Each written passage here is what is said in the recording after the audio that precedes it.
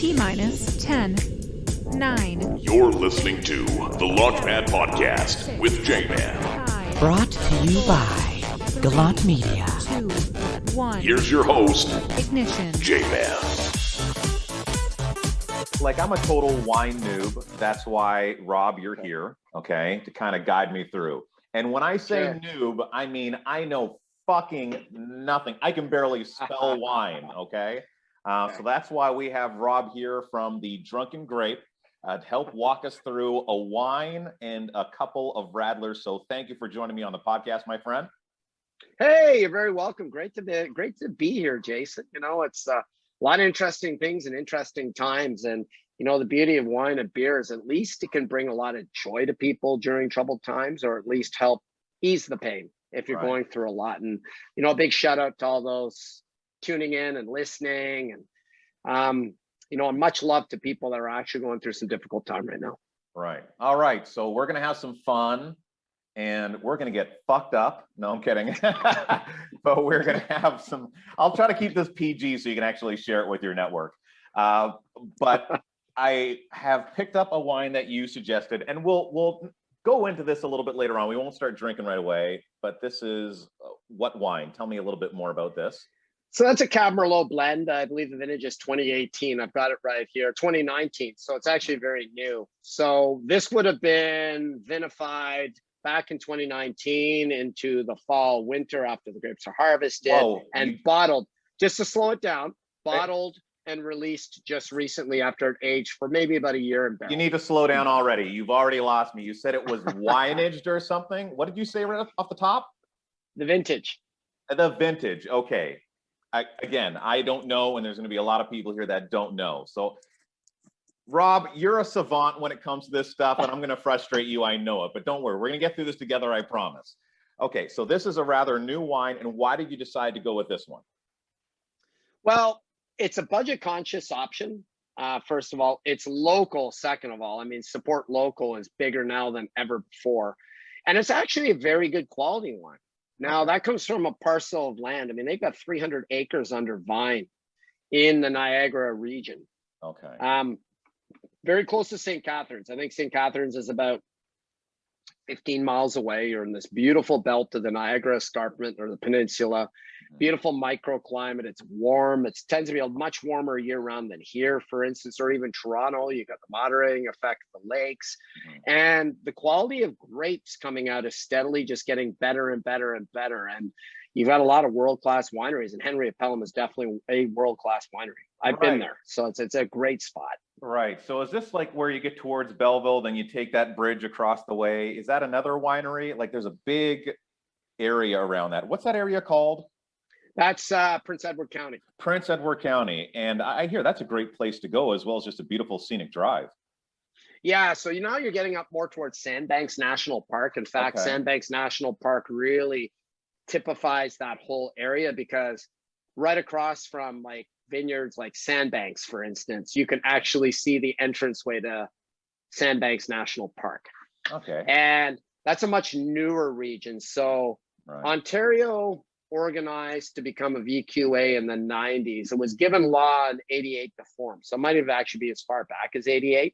Whereas Prince Edward County formed as an actual designated wine producing region in 2007. So it's pretty recent. Okay. Yeah, because I went to Belleville for college. Yeah. I went to Loyalist College. So that wasn't a thing when I was there. Thank God. Can you imagine with all the high school all the college students doing like this? Oh yeah. It'd be crazy. I could only imagine. I'm thinking my days in university at Carleton University, where, you know, it was more important to spend time playing euchre in between classes and drinking beer than it was to really focus on your classwork when you're 19, 20 years old. Right. Can you imagine parking breweries and wineries right beside the school? What would happen? Be a disaster, an absolute disaster. So what got you into wine? Like, I remember when I was younger, I'd go to the market and I'd want my Seagram's wine cooler. Remember those? Make your mouth all red. And I didn't like beer. And I'm just going to take a swing at this, but I'm going to guess that wine is very much an acquired taste, just like beer. I believe it is. I mean, if you naturally think back as a child, for instance, I mean, in Europe, kids are introduced to wine at the dinner table at a much earlier age. It's part of regular everyday life. Right. My stepmother's European. So, you know, when she came around, I was about 15, and wine was sort of steadily integrated throughout dinner. You try a little bit of it at Easter, Christmas, celebratory times, right? And the thing is, at first you sip it and you're like, what is this? You know, it's like, first of all, it's alcohol.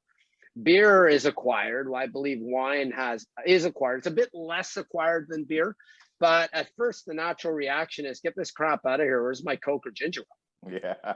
You know, I always liked rum and Cokes and things like that, right? Liquor was easier for me. When I first started drinking, it was booze. And then I moved to beer and wine. And really what got me on the journey professionally, just circling back to that, because you asked me how I got into this. I grew up with a father that made wine and beer incessantly. He was always reading about wine and beer. He knew a lot about it. So warp ahead many years later, I used to work in the cruise line industry. Then I went into technology for 5 years. And I had a business with a partner that ripped off some consultants, a shady piece of work. He's in hiding somewhere. But I was at a crossroads and I was trying to figure out, I was trying to figure out, what am I going to do next? Yeah. And I was thinking project management. So I went over to my late father's house, which I'm actually sitting in right now. And he asked me what I wanted to do, because he knew that shit hit the fan, and he knew that I was also bartending at a hotel at the time, and I enjoyed that part, enjoyed hospitality. And he looked at me and he said, you know, if I were to do it all over again, I think you should consider this. He goes, project management's just browbeaten, it's technical, it's boring. He goes, you know, you understand it, sure. He said, you probably do really well at it. He goes, why don't you try the wine and beer world? And I was like, that does sound fun. And then I started to explore with educational opportunities, found out that Vendage offered what's called the WSCT, or Wine Spirit Education Trust, which is the forefront of wine education globally. It's offered here. So wine just tastes like wine to me, though, right? Okay. So that's why I have you here, because it's like anything else. If I'm a carpenter and I walk into a house, maybe I'm looking at the woodwork, right? Like, it's something that I know and I can appreciate.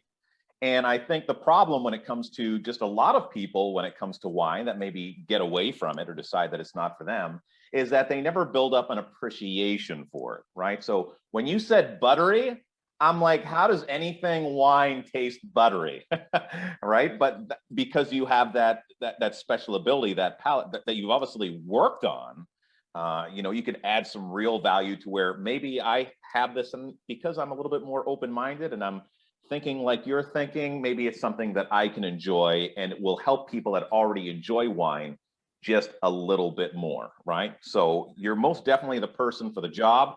I've heard phenomenal things about you. When I shared months ago that I was going to have a wine guy on, they're like, is it going to be Rob? Like, fuck, people knew. So, so, you know, getting into this expression, you've got one of them in your hand with Henry of Pelham. There's a lot of things, first of all, that go into winemaking. What are the soil types wine's grown in? What other crops and vegetation grows around it in that climate or microclimate? These are going to affect and inflect flavor later on. Whether the soil's like loose and sandy or gravelly and stony will determine mineral quality in the grape as well. You know, you get into some soil types that's high in calcium and high in magnesium. It affects flavors. So this is where you ask, how do you get these taste like butter out of a Chardonnay? Well, what happens to Chardonnay, for instance, in that one example, is there's a thing called malolactic fermentation that happens if you age it in an oak barrel. Of course. It's common with red. Red wine does this all the time. What it does is it takes tartaric acids, or things like, you know, acids off apple and fruit, and turns them into malic acid, which is more buttery. It's like malic and lactic acid almost appear in it. So it gets like this buttery, milky characteristic within the body. And often that affects the weight of the wine. You know, when somebody says, wow, this is creamy in my mouth, it's because it probably went through that type of process at some point in most cases. Yeah. I want to crack into this. Now, it's important to have a nice glass, I'm sure. And what I love about this is, for a dude like me, screw top. Bam. We just open it up like this. I'm having a hard time with it. I have like lady hands here. Okay. Well, the screw cap, screw cap is awesome because it preserves an anaerobic environment. It keeps air out the best. And that's never a good way to smell your wine. You always want to open it up in a Okay, glass, you gotta or you open it want up. to decant. You want to decant it or open it up let it go into a glass and it opens up. The flavors will open up as the air hits it. How much That's should I why be people putting in swirl here? it. How much should I be putting You know, in here? start with like maybe 2 ounces, 3 ounces, like Really? a tasting. Because that's not what I see any lady do. They're like, put the whole bottle in that thing. Put the whole bottle in there. Okay. Or they try to chug it. But I mean, that, yes. Yeah, ladies will try to just dump as much wine, and that's good right there. But just take it, give it a slight swirl, you know, just shake it, agitate it a little bit, because this opens up a lot of the phenols from fermentation. And with wine, then you want to, phenols are flavor notes that come out from yeasts and other extracts. Okay. Remember, or from the fruit itself, or from fermentation. Now with this, what am I looking to smell? What am I looking to get out of this? Wine, you're always going to want to, look, smell, taste. So you look at the wine first in a glass, and you can tell this one's very clear. There's a purplish ruby hue to it. Natural light will expose a lot of things. You can see it's clear. It's pretty devoid of any particles or particulates. It means that it's been filtered really well. Okay. This means that this wine's probably going to be clean. The next thing to do is get a smell of the nose, because what happens is your olfactory system, which is your sense of smell and taste, is about 85% controlled by your soft palate and what you breathe in or inhale. It's not based on what you taste specifically in your mouth. Because, you know, think about it. When you have a cold, can you taste much? No. And it's because you're congested in the sinuses, right? Right. So that's much the same way with wine or when you're tasting any food. You know, and that's why smell is a very, very important thing. Right. Okay. So what? Okay, I'm gonna try this. Let's see what I'm smelling. You're already drinking it. Yeah, right? give it a shot. I drank some yesterday, but I've had this wine a few times. Will it help if I taste and smell at the same time? Because I feel it. Okay, hold on. Yeah. So if you do that as you taste, almost swirl it back into your mouth once you've smelt it and inhaled it, because you have orthol and retral type tasting patterns. So one is based on, as you sip something and you're breathing in, the air will open up the flavor in your mouth.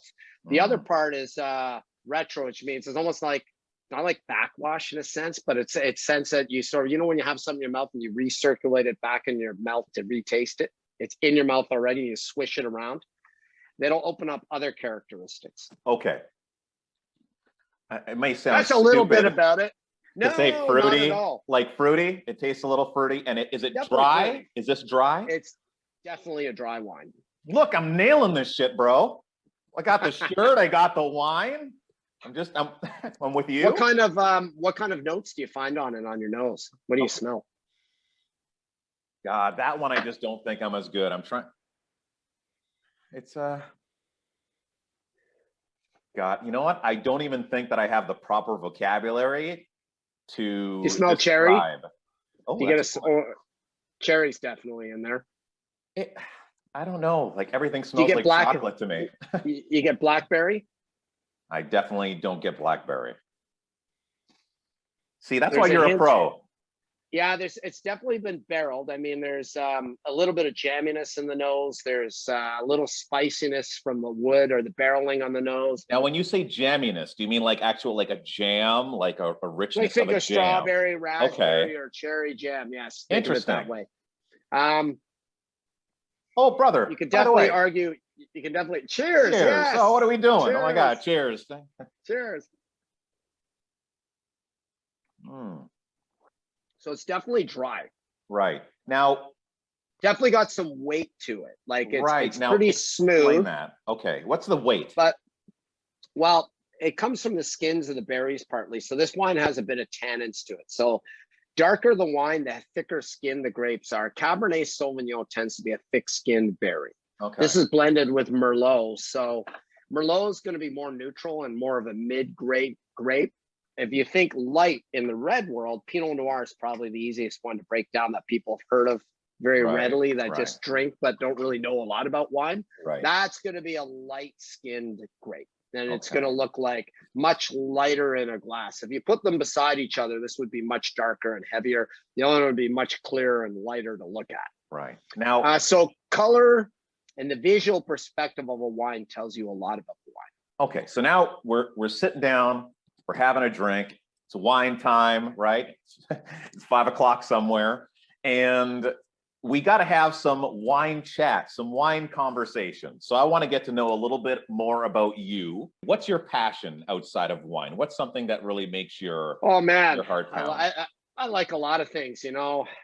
I have business interests. I love traveling. Like if it gets right down to a root, I love social settings and places like lounge bars and that where you can talk, communicate, they're vibrant. Right. Like Joey's comes to mind on Rideau Street. You know, you get there, it's got a pile of people in it in normal times. There's a lot of energy, there's music playing, and people are just engaging and socializing. It makes you think of life in Europe in a sense. If you've ever traveled through Europe or in the Caribbean with the tiki bars and the little beach bars and huts, it's you know, it's always great to unwind in those settings. I love to travel. I'm a big foodie. Okay. I'm a big sports fan too. I'm an avid sports fan. And who's your team? Hockey. I like Pittsburgh. Oh, really? Now, did you like Pittsburgh back in the day, like with Mary Lemieux and when, you know, Sid the Kid first joined the team, stuff like that? Well, it was well before that. I started following them in the 80s, and it was more when Lemieux got onto the team. I didn't really have a defined team, although I followed hockey from when I first moved to Toronto as a kid. My dad was in the Navy, so we moved around a little bit. And I had family or uncles that had emigrated from Guyana, South America. That's where the bulk of that family was. But they loved hockey. So that first time I ever really watched hockey, I think I was about 6 years old and the Leafs were on. But I was never a Leafs fan. I just watched the game. Yeah.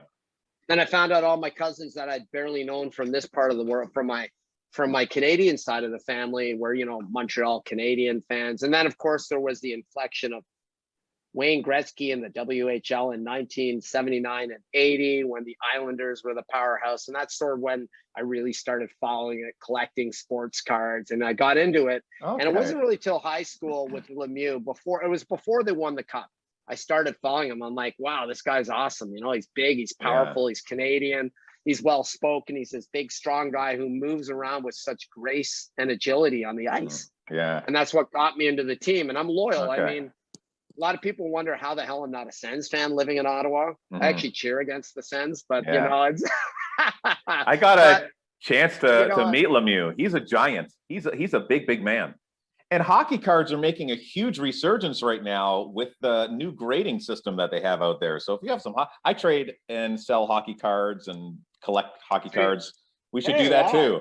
Yeah, I have. Are you familiar with PSA and Beckett for grading systems? Yes. Okay. So I was trading and selling NFL sports cards for a little while, and the last card I sold of really high value, I had an Andrew Luck Topps 5-star. I think it was a booklet of a signed, autographed, numbered card with a jersey piece in it.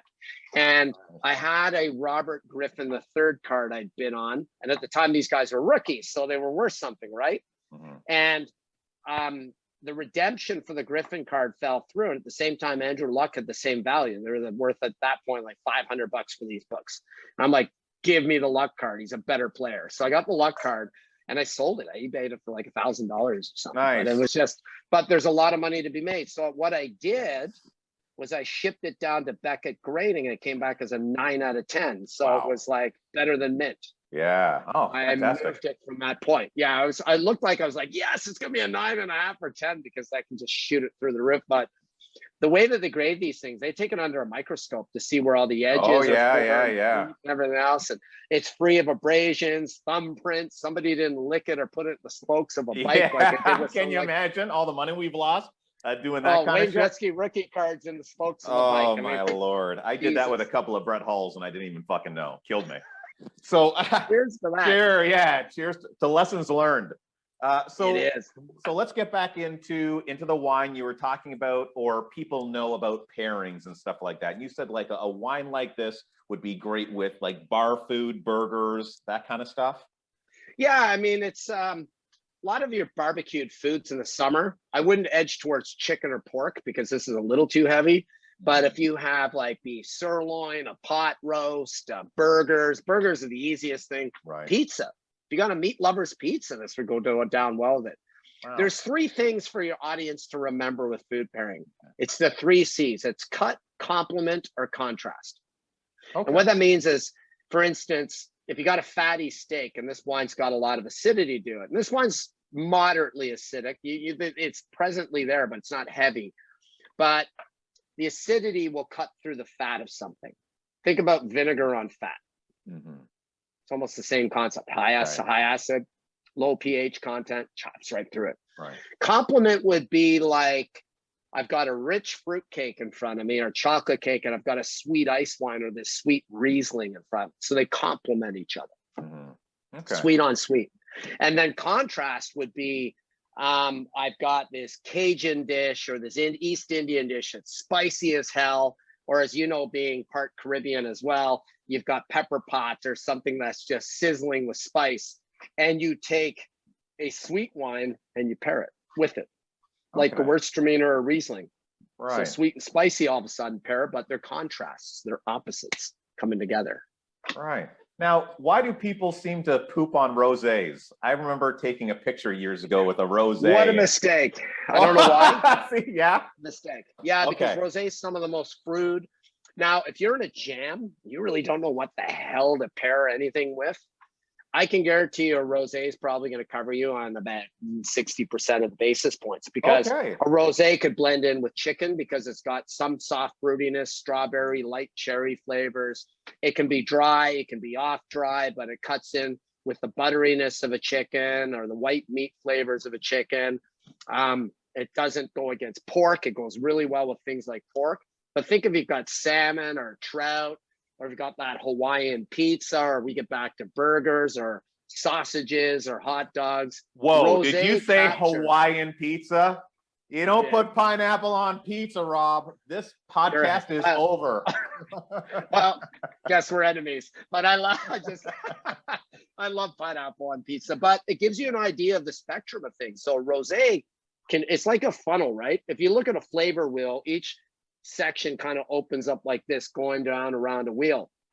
Rosé is one of those things that fans open on it. I think most people think rosé is cheap wine, but it's not. Rosé is kind of unique in the sense that it's either red grapes that soak for a very short period of time. So when you're fermenting red wine, it's 2-3 weeks, sometimes longer, and it really soaks the skins and it saturates it and it becomes heavier. Okay. Rosé is often up to a 36 or 48 hour process. It'd be 12 to 48 hours. Or what they do is they're making a very heavy red wine. To get that red wine to be heavier, but to have an offshoot of it, they will bleed off. This is the bleed off technique, or runoff is the easier way to describe it. Okay. In the tank, they'll run off when it's in its early stages of fermenting some red wine that comes out as rosé or pink wine. And it allows the other batch to get heavier and darker and deeper. Right. So you create two wines from one grape set. Okay. But red wine is also social. Think about it. I'm outside. It's a hot day. I've got a fruit plate in front of me. You know, I've got strawberries, some mango. I'm thinking of cantaloupe, pineapple. Well, a heavy red wine is certainly not going to go with that. Right. But you've got a rosé. Depending on the style, it's going to capture some of it. Obviously, more specific, sweeter, aromatic whites would be a better option, but it gives you a picture of what you can do with it, right? That same wine can carry through a lot of the courses of a meal if you're trapped. Okay, so I want to just touch on white wine briefly, because I want to get to the Radler as well. I guess in regards to just a dry white and I guess what would be the opposite of dry, a wet white, what would be just a couple of simple food pairings just wrapped up quickly? Well, this is the time for seafood, right? People are going to want to hit patios. They're going to go to a bar and say, where's my chucked oysters? Like, you know, remember Big Daddy's Crab Shack that used to be on Olga Street, stuff like that. Or they're going to want calamari out on the patio. Have it with Sauvignon Blanc or really good Pinot Grigio. Okay. You know, those are two picks. Sauvignon Blanc is going to be a lot more fruity and aromatic. The other one's going to be more reserved, more citrusy. But they're two great wines that just go with things like that. Out on a hot day, we're getting into the warm weather, or you know, you're out on the boat, you're in a cool setting like a cottage, right? It's summertime, or you're at a lodge or one of these trailer sites that's set up as permanent campgrounds. Right. Everybody congregates outside. It's 85, 90 degrees outside. You know, Sauvignon Blanc, which is dry, crisp, fruity in flavor, or Pinot Grigio, which is light, citrusy. These are awesome options. And then think about what you're eating out there. You're going to have some light finger foods, right? Okay. It'll go well with it. Perfect. Awesome. Great recommendations. And I don't mind a little bit of seafood myself. Love my shrimp, my shrimps. Now, yeah, so shrimps, yeah. Awesome. Exactly. I want to get into something a little bit more serious. If you don't want to talk about it, that's fine. But I know that you're generally pretty public. And I didn't want to start off our wine tasting thing on what might be seen as a low note, because I want to make sure that when we have this Radler, we're doing a cheers to two very special people. And you share your story about your sister on your social media and how important your sister was to you. And yeah. I lost my mother 5 years ago, and she was it's never easy. My best friend. Loss is loss, right? And it affects each and every one of us differently. So I want to make sure before we get into this Waterloo Radler, we're going to have a cheers to these two wonderful women. And I'd love to just give you an opportunity to, you know, celebrate your sister and share a little bit of that story, if you don't mind. Well, you know, obviously we were twins, and took a while to get over that loss, and you're never really over it. You know, you think about them every day. I think it's more that to get over grief, the best way to do it is to embrace your grief. It sounds odd, but you have to take it head on. And what also helps is I'm fortunate that I've got strong family and friends around me. Right. I mean, you're only as strong and as successful as the network that you have. Right. And fortunately, I've got I'm very fortunate to have a pretty deep and wide collection of really good people around me. Like, I mean, it's one of my great blessings in life, because I say, if you got a couple people you can trust around you, by the time you die, you were very lucky. And I've got quite a bit more than that. But, you know, it's also an advent of always working on relationships. And this is all ties into this. When you experience a traumatic loss, like you did with your mom, or I did with my twin sister, especially the twin, it feels like part of you dies for a while. It's weird. And then I now feel that I've absorbed a lot of her, and we've become one person in me. That's awesome. Odd. It is. It's weird. Like, I'll catch myself saying things that she would say. I'm like, did I just say something Lisa would say exactly? And you kind of stop and go, wow, I did. Or you're looking at something and you can almost feel them gazing through your eyes, and they're there with you. You're like, wow, this is strange. But it's in a warm and pleasant process because I had such an excellent relationship with her. Yeah. It's like your mom. You know, we have the blessings to look back on a lot of happiness and joy in relationships that were very positive and harmonious. I couldn't imagine trying to do this. And, you know, much love to all the people out there that experience this, but broken homes or homes where they have turmoil. You know, we know that there's tons of that out there. And that is a tougher challenge. And I mean, that's, for me, that's one of the things that wasn't there, which allowed me to pick up and move forward. But I also channeled my energy into this and into my passions. And I realized life is short. It's long and short. You know, we do live quite a long time, but it goes quickly if you waste it. And, you know, you want to be productive with it. And the realization of that became much deeper and stronger with the loss of my twin. So I channeled it into positive outlets.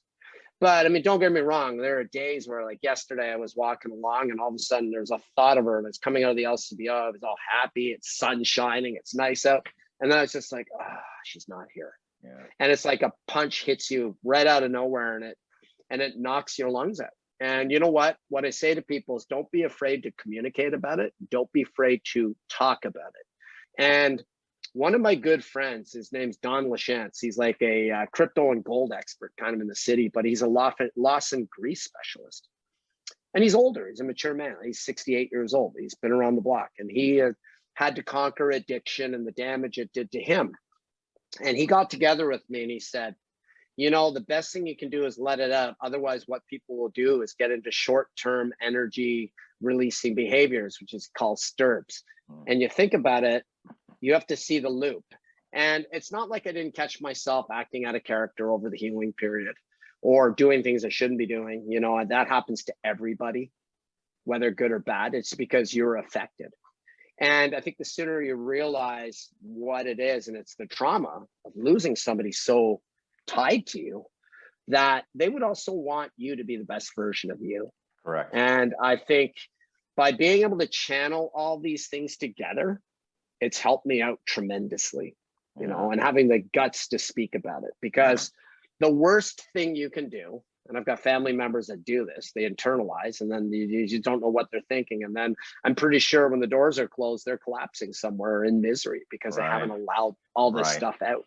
If I can interject there, I talk about Star Wars a lot when it comes to the passing of my mom, believe it or not. Like, you know, Obi-Wan Kenobi, when he allows himself to get struck down by, oh, spoiler alert. Yeah, but Darth Vader kills Obi-Wan, and he lets it happen because Obi-Wan knows that he can be much stronger as a force in people's lives. And as much as I'd love to have my mother here with me, I know that I would not have evolved into the person I am today 5 years later if she was here. It's kind of the greatest gift that someone can give you if they were a positive influence on your life, is that you become a better version of yourself. And like you said, picking out the attributes subconsciously or whatnot, or spiritually, however it might come to you, but that person continues to live on through you, and you can further their legacy, which is really the truest meaning of a legacy. So cheers to two lovely ladies. Yes, God bless and much love to them, and much love to anybody who's experienced loss. You know, absolutely. I'm on Facebook. If you ever want to reach out afterwards, I don't know you and you want to ask about loss, please contact me. I'm happy to help out people in this area. It's just nobody should go through this alone. That's the number one thing. I mean, it's going to happen to everybody, and this journey is just, it'd be viciously brutal alone. It's only $50 an hour, and you have to bring booze, but he'll take care of you. So hold on, I think I got some ice left here. I just put a little bit of ice. Don't put ice in that Radler. No ice? No. No, okay, hold on. I poured out the ice. Shit. Okay. Just no have ice. it chilled in its natural state. So I've got the grapefruit version. You have the pineapple version. I wish I could find the pineapple version, but it's hard to find right now. It's like 4 stores in the entire city that are all different quadrants. I could have sold it like hockey cards. I could have made a profit. Yes, but the good news is we're rolling into summer season. So how this started was, I'm trying to remember if it's Franz Kruger, that's our Kugler. So it's Franz Kugler, that's it. So he was a Bavarian innkeeper in 1920s in Munich. And Radler basically means cyclist. So in the hot months, all these cyclists are whipping through Europe. Munich in the southern part of Germany. It's a warm part of Germany, a beautiful scenic part of Germany. It's also beer country in Germany. Heavy part of beer country comes from Bavaria. And he wanted a beer style that cyclists could enjoy readily. And at the time in the 20s, you know, lagers were making a big booming appearance, but people still drank these heavy ales. What he did was he took a light carbonated lager and figured out if you add lemonade or soda to it, it becomes hydrating and refreshing for these cyclists to pass through and drink it. Wow. And that's how this style got created. We call it a shandy. Do you remember when your dad used to look at you and go, son, dump the fucking lemonade in there. I want some shandy. Get me another beer. Yeah, get me another beer, you little bastard. Get over there. But, you know, it's like, my dad freely talked to me that way, even though he loved me deeply. But he was he was a military man and a tough man. Right. But he would be like that. Grab the lemonade. Yeah, and they let you have a puff of the cigarette too. You want to smoke? Okay, take a smoke. Yeah, no, they didn't do that with me, fortunately. But I had cousins that tried to do that, but not my dad or my uncles. Okay. But this is a great style of beer. I mean, we talk patio and hot weather. I've got the grapefruit version here. The pineapple version's awesome. Like, brother, there's no the notes or whatever, like this smells like pineapple. It's in my fucking brain right now. I love this. Now this could be juice added to it during the brewing process or afterwards. Yeah, that'd be a great idea, actually, to add a little bit more. So there's different ways to do this. So predominantly, I mean, there are very light neutral hops in here, nothing intense, because you don't want any bitterness in this style. You want this style to be light, effervescent. I mean, look at the carbonation on it. You can just see the bubbles. It almost looks like, you know what I compare it to? You know, you're poolside and people are like, oh, my mimosa with my Veuve Clicquot and my orange juice. Yeah. Well, screw it. Have a Radler. That's your beer version of a mimosa. It's a beer mimosa. Mimosa. I like it. And have this with waffles at breakfast or something. You know, imagine that in breakfast in the morning with, or just as instead of your OJ, you crack this Radler and you've got your steak and eggs, your eggs and bacon. You're sitting out on a nice deck somewhere. Rob, I think you might have a problem. 8 o'clock in the morning, have a Radler, maybe 2. Okay, let me This give it a try. grapefruit version is excellent. This is Waterloo. So Waterloo is obviously a craft brewer in Waterloo, Ontario. Wow. But the grapefruit version of theirs is quite exceptional. And it's some styles you get kind of tart grapefruit. This is sweet. This is actually a sweet. This is like soda pop. This honestly tastes like pineapple juice. Yeah, it's awesome. And it's beer. Yeah. Here's the best part of it. So, you think about it, wouldn't this go well with a pork loin? Because you have pork with fruit. Right. So many different things. Well, this would also, I guess, go well with pineapple pizza. Right? Yeah, I nailed it. You're like, you can work with me now. I'm part of the Drunken Grape team. Hired as part of the virtual event. But it's you think about it, women in particular, and it's funny because you sit down, a lot of women are wine drinkers and they go, I don't really like beer. Until you introduce them to two specific styles. Typically women like stouts because it's got that coffee, mocha, chocolate inflections in it. And it's rich and they like it. Right. Or Guinness, even to start them off, like, I actually like this beer. It's a shocker to them. Or something like this. They're like, I don't like beer. And you hand them a Radler and they're like, oh my God, this. And then next thing you know, they're stealing the can from you and running off the campsite or whatever with it. This is dangerous. Because it's friendly. It is dangerous. But fortunately, you're low alcohol, 2.5 to 3.5%. I mean, if you think Coors Light was watered down, you haven't had one of these yet, but it's delicious. This is my go-to every morning now. Thanks, Rob, for ruining my life. Make sure to wash it down with a couple cigars, you'll be all right. Right. Actually, I'm glad you brought that up because I am a cigar smoker. I love my cigars. And so I'm going to guess for the most part, if it comes to cigars, it's usually a red wine. It would be something a little bit stronger, or am I way off with that? Very strong. So I would go in, the ultimate expressions with cigars. I'm not a cigar expert, but obviously you need your humidor and you need to know how to measure it and store it. And there's different types of tobacco leaves, which also inflect different flavor types and flavor notes. But typically brandy and port wine or sherry tend to go really well with cigars, or scotch or bourbons, like some liquored or variant of liquor. So the wines I'm recommending, like port, is a fortified wine. So what that means is there's a certain level alcohol wine can only get to an alcohol level. It's usually about 17% at the maximum. And that's when you have really high sugar values in the grapes because the yeast needs to eat the sugars and it excretes it as alcohol. That's how you get booze. Okay. And on the side shoot, there's a bit of sulfites and a lot of CO2 that pump off from the formation of alcohol in the fermentation process. Right. So getting back to that, port wine, what happens is that they take 1/5 of its brandy, that's like alcohol, and they spike it to about 22, 24%. It kills all the yeast and it moves the wine right up to this liquored wine at 22, 24%. Well, what they'll often do on the sweeter styles is they'll ferment it until it's about 8, 10, 12. The yeast hasn't killed off all the residual sugar, so there's residual sugar in there as well. And you have now this fortified wine that's halfway towards having a shot of vodka, basically an alcohol strength. Right. And that stuff tends to lend itself to go really well with cigars because, cigars are pungent. They have strong, pure tobacco aromas and things like that. You're going to need to have a strong spirit or a strong wine, fortified, ideally, to cleanse your palate, to enjoy it with that pairing. So we're going to do this again, though, but with cigars. Or you know what? We don't even have to record it, brother. I think we should just get together and have a cigar. I think we deserve that. Hold on. Well, there's also the wine and weed world work opening up. I haven't really played into that yet, but that's another area that's probably going to be growing, is the whole wine and weed experience, or wine and beer, or weed and beer, because hops and cannabis are related. Right. Yeah, and I've seen them infused. Yeah, and they grow together in the same fields. One is just, they have alpha acids. And what that means is, if you ever smelt a sativa blend of weed where it gets fruitier and fruitier and more pungent? Drugs are bad, so no. So hops has the same thing. Yeah. You went right past it.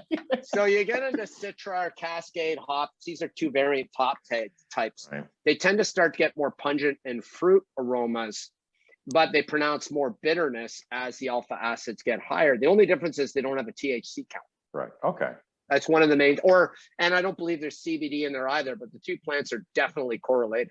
Now, Rob, I've taken up quite a bit of your time, and I want to make sure we get to what you do. And I want to make it very clear that what he's doing with me, like all this smart, sophisticated stuff, he'll do that all day when you do a virtual wine tasting.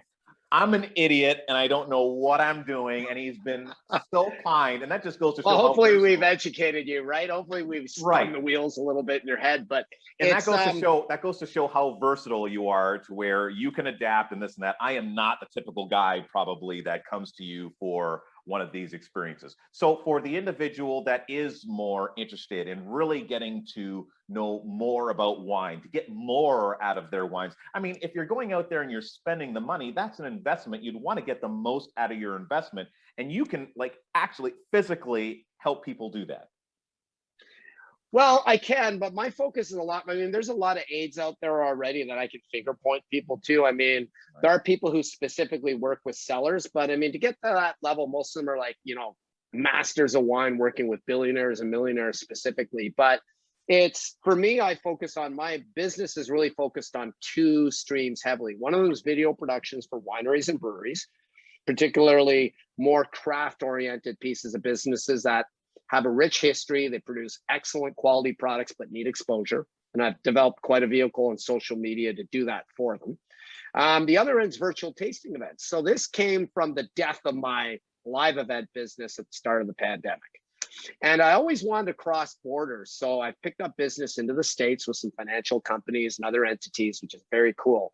And the whole experience is a lot like the way we discuss things, and I'm now partnered with a company in process with a piece of business that they do virtual dinners as well. So I'll be doing that in with the whole virtual wine or beer tasting and dinner experience as another option. But a lot of my business is corporate groups, up to 30 people. It's usually brackets of a big company, or it's a mid-sized company that just wants to get everybody together.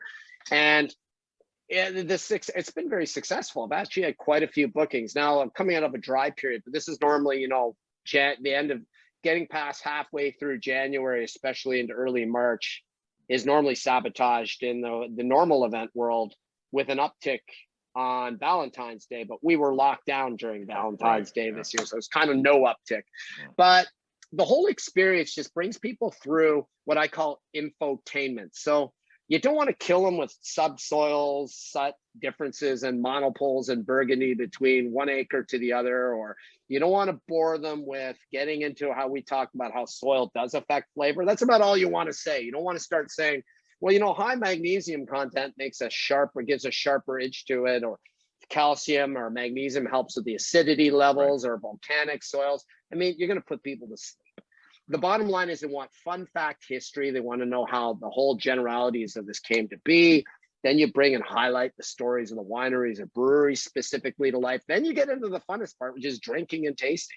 And then you talk about the food pairing ideas, what to get your wife at Christmas time or Valentine's Day, what to surprise her with. What do you surprise your husband with if you're the wife? Or, what if it doesn't matter, what is your other significant other into? And these are things you share. And it's the key is engagement. You want to engage people, right? And that's what we do really at the Drunken Grape. That's the business premise, is to bring to life the world of wine and beer, but in a very fun and engaging and fun format where you get everybody in. And it's cool because you'll get off these pieces of business. They'll say to the client, "Great, it was awesome serving you. We're wrapping up time here." And then they'll call you back going, "Wow, the party's just continued. They just triggered another Zoom call on their own." And you just start laughing, and somebody puts on music and a DJ in the background. But I offer a range of those services too for people who really want to delve deep. But it's really, beer is actually taken off a bit better than wine. And I think it's because particularly here in Canada, there's so much abundance of great beer. Right. And it's also one of those things that it's easier to mobilize and ship around, and it's less expensive. Oh, awesome. And Rob, if people want to find out more about you, where do they go? Well, they can go to my YouTube channel, The Drunken Grape. They can find me on LinkedIn under my name, Rob Statham, or they can find my Facebook page. I also have my website that's well developed, www.thedrunkengrape.com. Okay, and I'll make sure to have those links. And I'll make sure to have those links in the profile for you. And if they want to inquire, just hit me up at info@thedrunkengrape.com. All right. Well, Rob, thank you for being quite possibly the most well-dressed individual on the podcast. I've met my rival, my nemesis. You know, it's whatever. Eddie has hair. No, I'm just kidding. Yeah. Ow! My God, it's all going on the back. That's why I keep it short all over. It's still growing there. But all anyway, right. Thank you, brother. I lose a appreciate little it. as you get older. Another cheers. Another cheers. Yes. To a wonderful Cheers to it. podcast. Thank you very much. Thank you for having me. Yes. Happy start to spring coming up, buddy. This is the other exciting news. Absolutely. You know, the weather's going to turn. Yes. And for, you, the viewer, or whether you're listening, wherever you might be, thank you for tuning in. You take care, be well, and love simply because you can.